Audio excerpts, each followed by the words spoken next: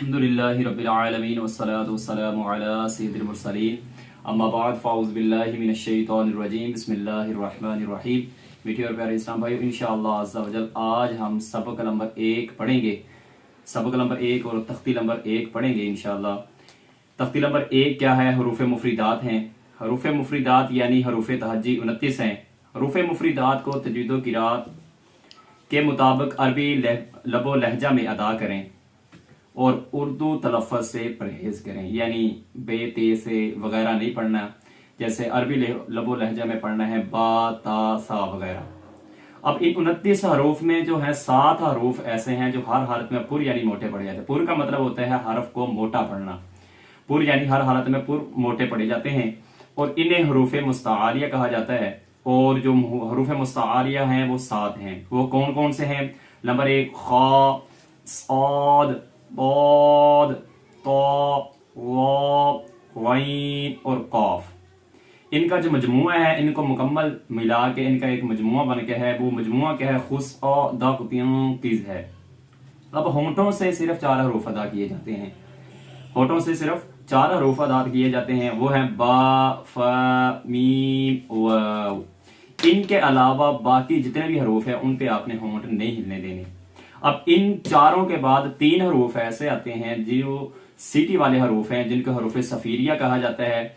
और वो कौन से हैं? वो ये हैं सीन, ज़ और सौद।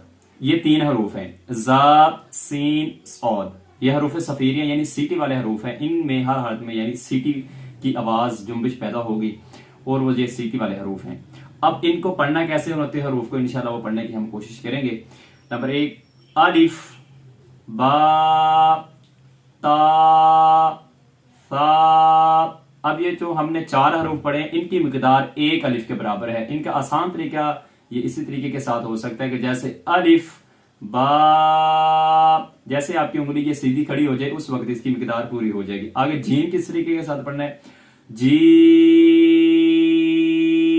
इसकी मिकदार कम से कम 3 अलिफ है और ज्यादा से ज्यादा आप 5 अलिफ कर सकते हैं। ठीक है। आगे हा, हा। अब 2 हाय, एक हाय एक हाय।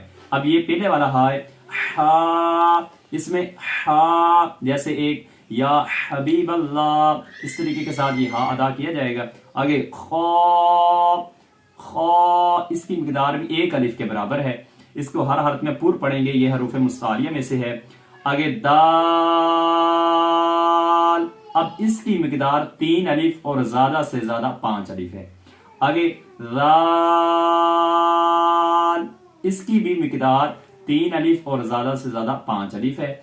आगे रौ, इसकी मिकदार 1 अलिफ है। आगे जा, इसकी मिकदार भी 1 अलिफ है।